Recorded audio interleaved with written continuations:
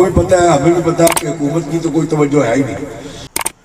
جو ہے اس کی بنیاد حضرت امیر ملت پیر جماعت علی شاہ صاحب محدث علی پوری نے 1901 میں یاد رکھی, اور اس کے بعد پھر ان کے جگر گوشہ اور ان کے جانشین سجادہ نشین اول میرے جد اعلیٰ حضرت پیر سید محمد حسین شاہ صاحب نے حضرت امیر ملت کی جو جائیداد تھی اس میں سے کچھ حصہ جو نواب حیدرآباد دکن کی طرف سے زمین آپ کو دی گئی اس کو وقف کر کے آپ نے امیر ملت ٹرسٹ جو ہے وہ قائم کیا پاکستان میں. یہ 1955 کی بات ہے. تو اب میں نے لندن میں ان دونوں کو یکجا کر کے انجمن خدام صوفیہ امیر ملت ٹرسٹ اکٹھا کر کے لندن میں اس کو رجسٹر کروایا. انٹرنیشنل لیول طور پہ ہم اپنی استطاعت کے مطابق جہاں تک ممکن ہو سکتا ہے خدمت انجام دیتے ہیں. اور اس میں میں یہ سمجھتا ہوں کہ ہمارے وہ لوگ برطانیہ کے اور یورپ کے جو اس میں تعاون کرتے ہیں, معاونین ہیں, اللہ تعالیٰ ان کو برکت عطا فرمائے اور ان کے رزق و مال میں اللہ برکت عطا فرمائے, ان کے گھروں میں خیر و برکت عطا فرمائے. تو اس میں بھی پچھلی دفعہ بھی ہم آپ کے پاس آئے تھے, جیسے شاہ صاحب نے آپ کو بتایا جو خدمت ہم سے ہو سکی ہم نے کی. اس سے پہلے ہم رانی پور شریف میں گئے, میرپور میں گئے, سکھر میں گئے, وہاں ہم نے لنگر کا بھی انتظام کیا کئی دن تک, اور راشن جو ہے وہ بھی تقسیم کیا. اسی طرح ملک کے مختلف حصوں میں جہاں ممکن ہو سکا ہم جا کے خدمات انجام دیتے رہے.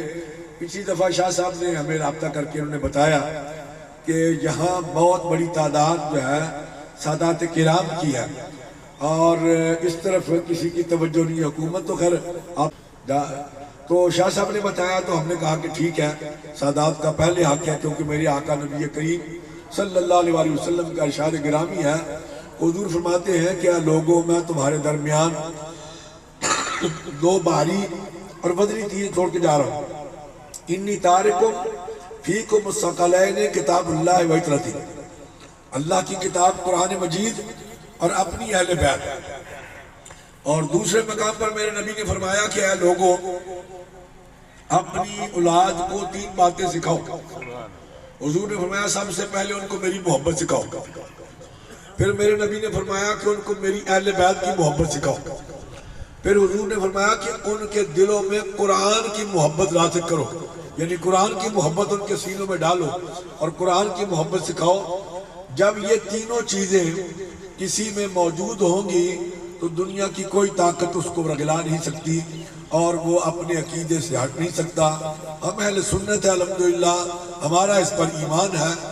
اس لیے حضرات گرامی قدر شاہ صاحب نے توجہ دلائی تو ہم نے پھر یہی مناسب سمجھا کہ سادات کرام کا زیادہ حق ہے. اور ہم نے پچھلی دفعہ بھی یہاں جو خدمت ہو سکی کی. اب چونکہ پچھلی دفعہ ہی مفتی محمد اقبال چشتی صاحب بھی ہمارے ساتھ تھے, اب بھی انہوں نے آنا تھا, لیکن پھر ان کو پروگرام جو ہے کینیڈا, امریکہ اور لندن کا بن گیا تو وہ چلے گئے وہاں. تو انہوں نے اپنے عزیزوں کو بھیجا ہے آج بھی.